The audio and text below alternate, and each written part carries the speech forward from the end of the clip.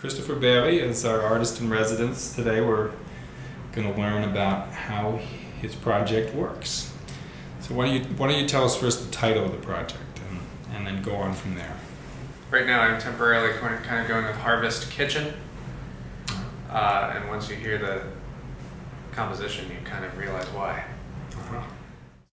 We have an idea for a sonic gesture, and the idea at the beginning is abstract because we don't know what specific sounds we're going to use to realize it. We just know we want some sounds with heart attacks or some sounds that are very noisy or something general like that. And then maybe you draw a little picture of that gesture, and then you type in specifically, what those sounds are. Again, it's still in an abstract state of just specifying how noisy they are, whether they have a heart attack, etc. And that's what you do in the Filemaker gesture system. You first realize that model, the model being the sort of abstract version of the gesture, as a sequence, which is a kind of realized version of the gesture.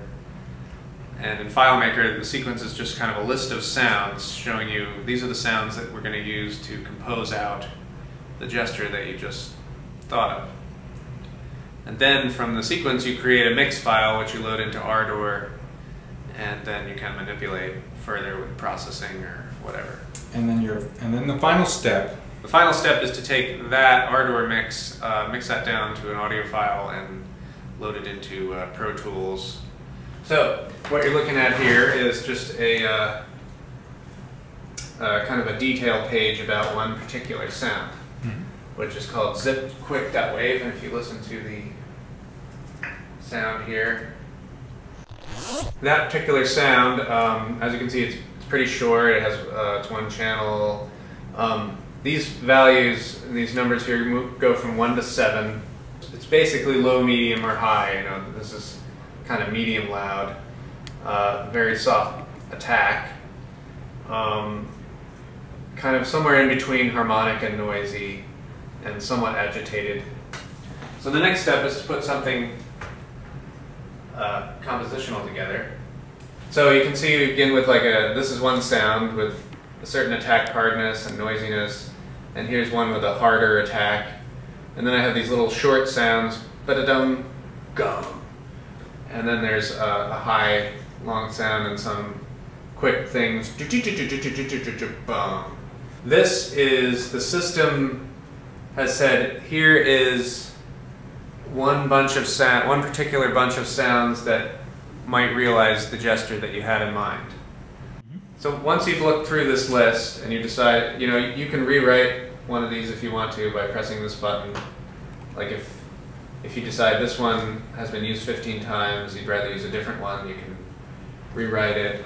If you decide one sound isn't appropriate for realizing that particular event in the score, you can re-realize that. Let's say you just asked for a sound with a high attack hardness. So you just want any sound that has a hard attack. Right.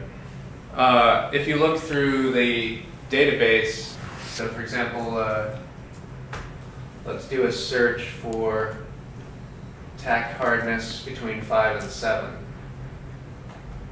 You can see there's 314 sounds that would fit that. If you had 10 sounds with just hard attack, you'd get probably completely different mixes every time. So there is a random element here in generating your sequence. It's sort of random but tweakable. So this is an Ardor mix of the gesture of this gesture that we were looking at earlier.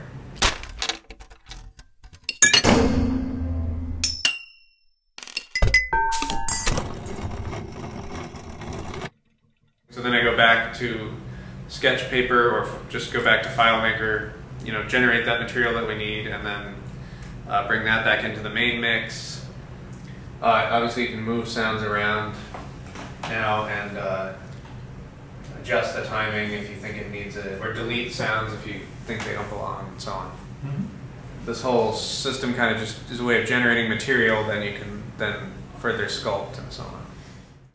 What you've just demonstrated for us is just a single gesture, which will form just one piece of a larger composition. Exactly. Yes. And so your final composition, Harvestworks Kitchen, for example, that's the working title. I think Harvest Kitchen. Harvest Kitchen is then the total is then essentially a collection of gestures that you've created through your FileMaker system.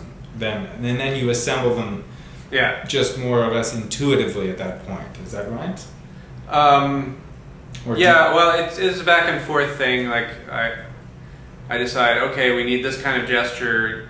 You know, I play through what I have of the piece so far in the Pro Tools system, and then I say, okay, we need this kind of gesture as a bridging material or something. So then I go back to sketch paper or just go back to FileMaker, you know, generate that material that we need, and then bring that back into the main mix. Sometimes I would just load 1 or 2 sounds directly into the main mix because I just knew what I needed at that point. And like you say, there's so many surprises that it's hard to envision a certain sound, and because you never know what you're going to get, whether you're going to get that or something different. So.